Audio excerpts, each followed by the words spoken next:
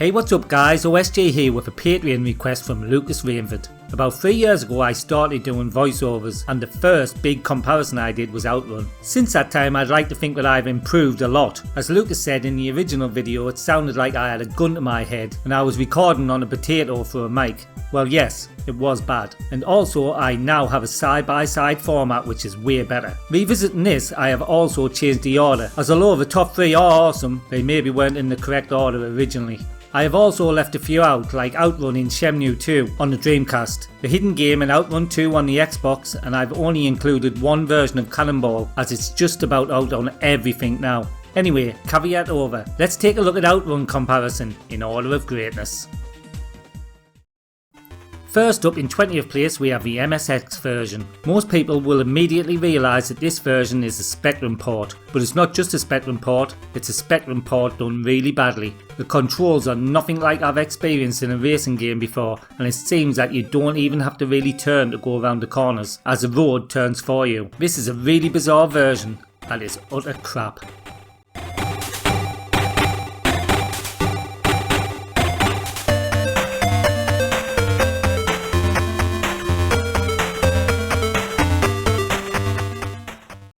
In 19th place we have the Amstrad version. I actually dropped this one down an extra place from the original video, as the more I've had interaction with it, the more I hate it. The thing is, looks wise it's not that bad, and I'm sure that a lot of people will have bought this on the strength of the screens, but the game itself is slow and the lack of music is a travesty. I'm not worried about the Amstrad community backlash here, because it turns out they hate it too.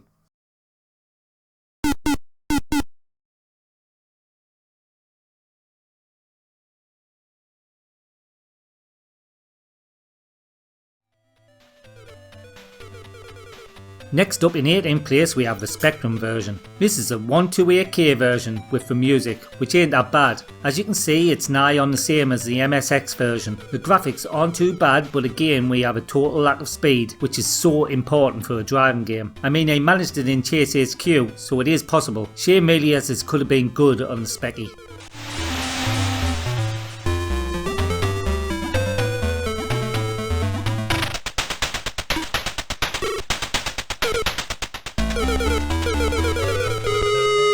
The MS-DOS version is in 17th place. There's one thing I never understood about MS-DOS games, and that was how varied in quality they were. One end of the scale we have the likes of Turrican 2, which is awesome, and at the other end of the scale we have games like this garbage. This version sort of reminds me of the Master System more than the arcade, but that's the only similarity, as everything else on this version is tripe.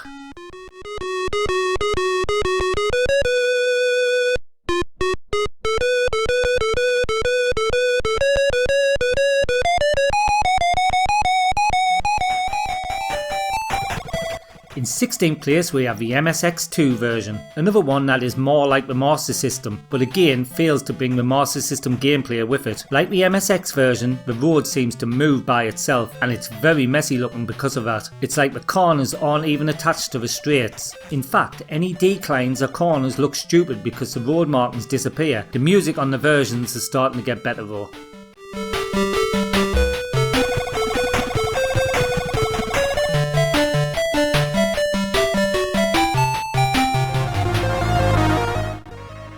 The Amiga version is in 15th position. This is, I'm guessing, a port of the Atari ST version, and I normally would put the Amiga above the ST, but there are things in this game that even the ST would be ashamed of, like the fact that the coders have been so lazy that they just flip the car sprite for the corners, resulting in the man and woman changing seats when turning. I mean, come on, who the hell signed this shit off? The only thing this version has going for it for me is the music, which is actually great.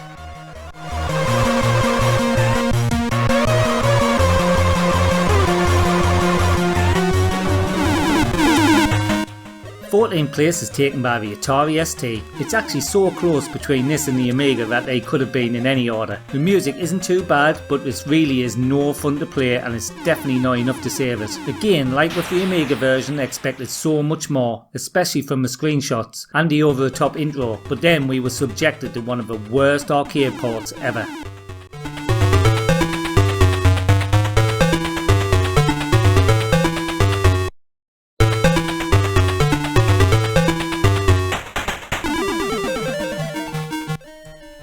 In 13th place we have the Sega Game Gear. From here on in all the versions are very playable, and in the Game Gear we got a great handheld version for a year anyway. It is, as we came to expect from the Game Gear, a scaled down version of the Master System, but unlike the MSX and DOS versions, this one gets it right, and I was more than happy to play this as a kid on my Game Gear.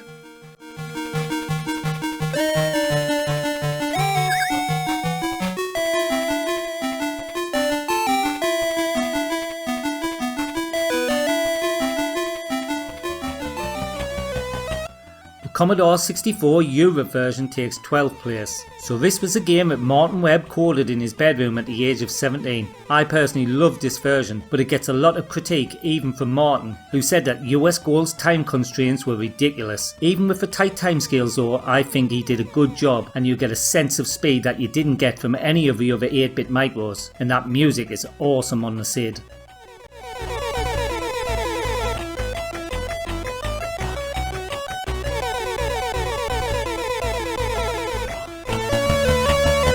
In 11th place we have the C64 game, but this time it's the US version. Again, this was the work of Martin Webb, but he told me that in the US version he had more time to refine things, and the results are obvious. The car looks better, and the backgrounds are way better, and it actually is faster than the Europe version too. If I ever play Outrun on the C64 now, this is the version I go to. The one thing they didn't change was the music, because that was already perfect.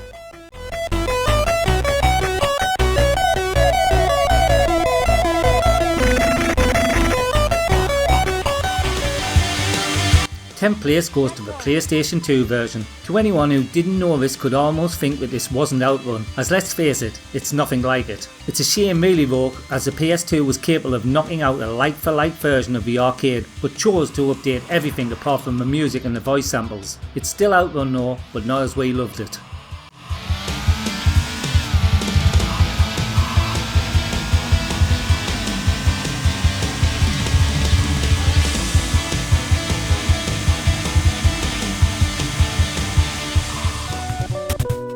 Ninth place goes to the Master System. This game for the little 8-bit is brilliant, and it had to be since as it was up against Rad Racer on the NES, and I think that they pulled it off with the super smooth controls, a great fast feel, you really feel like you're moving, unlike some of the previous games, and the music is up there with the best on the Master System.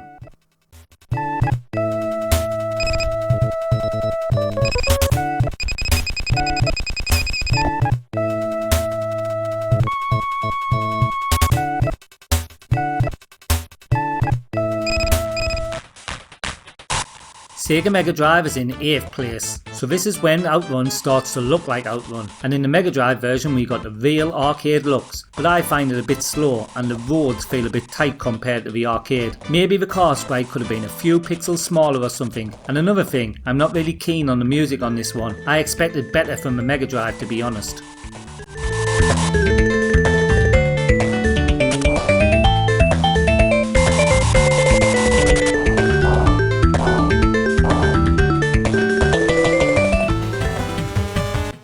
In 7th place we have the PC Engine version, and again like with the Mega Drive this one feels a bit too tight around the road, but this one has better speed and music. The thing is though, it's still not the full package, as with the extra speed and the tight road it makes avoiding collisions impossible, which is something that kills the game, as you are constantly either crashing or slowing down not to crash.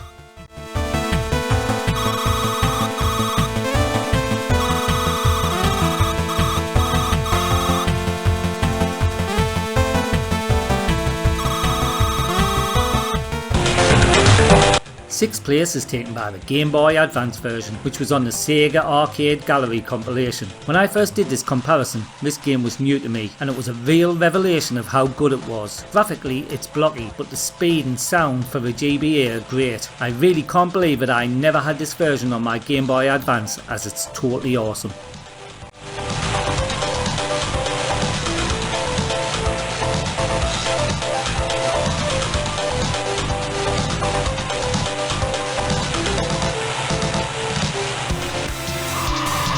Dreamcast version is in 5th position. Another compilation, and this time it's called Yu Suzuki's Gameworks Volume 1. This was a total revamp of the arcade classic, but unfortunately Ferrari didn't buy in and the car branding no longer has a prancing horse. What it does have is brilliant fast gameplay with a true arcade feel. This version was used in Shenmue 2, and as you will see as this game goes on was a blueprint for the newer versions of this game.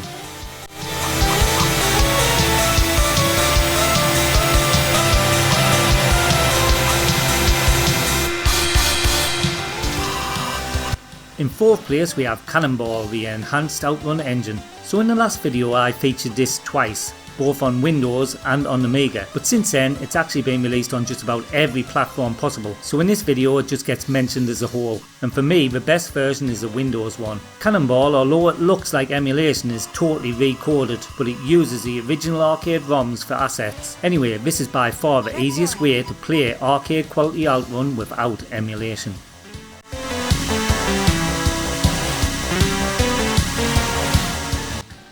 3rd place is taken by Nintendo Switch version. This one and the next one use the Yu Suzuki Gameworks look that we saw in the Dreamcast version. This is cheap as chips on Nintendo eStore and probably the one I played most over last year, as the Switch emulator for PC is brilliant. Anyway, whether on emulation or on the real thing, this is great.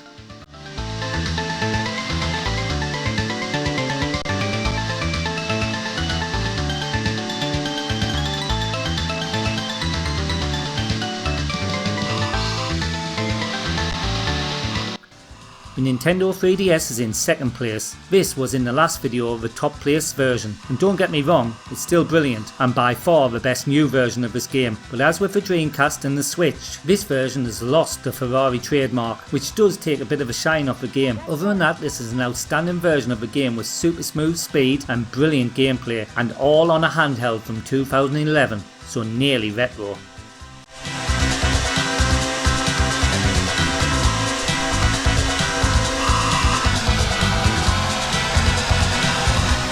And now, in 1st place we have the Sega Saturn version. First of all, I need to apologise for placing this in 3rd place on my previous video. The Saturn was just so hard to emulate. I even played the game on the real thing, but was on forever trying to get footage, and I think it tarnished the experience for me. However, I've played this loads since and it's awesome. The music is on another level to anything else on this list, and the only reason it isn't as good as the arcade is that it isn't in the cabinet.